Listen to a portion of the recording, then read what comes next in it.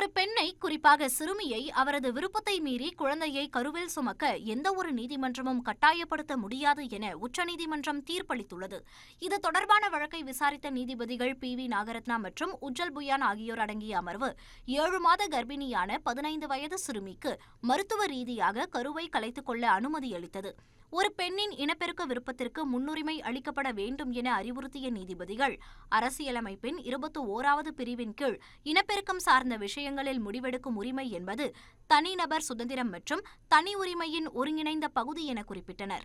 ஒரு சிறுமியை விரும்பத்தகாத கர்ப்பத்தை தொடர கட்டாயப்படுத்துவது அவரது அரசியலமைப்பு உரிமைகளை மீறுவது எனவும், அது மனரீதியாகவும் உடல் ரீதியாகவும் கடுமையான பாதிப்புகளை ஏற்படுத்தக்கூடும் என்றும் நீதிபதிகள் தெரிவித்தனர். மேலும் சிறுமி பெற்றெடுக்கும் குழந்தையை தத்தெடுப்பிற்காக கொடுக்கலாம் என்ற வாதத்தையும் நிராகரித்த நீதிபதிகள், சிறுமியின் விருப்பங்களையும் நலனையும் மீற முடியாது என திட்டவட்டமாக கூறினர். இதுபோன்ற வழக்குகளில் முறையான தீர்வு மறுக்கப்படுவது சட்டவிரோத கருக்கலைப்பு நடைமுறைகளை நோக்கி தள்ளி சுகாதார அபாயங்களை அதிகரிக்கக்கூடும் எனவும் நீதிபதிகள் குறிப்பிட்டனர்.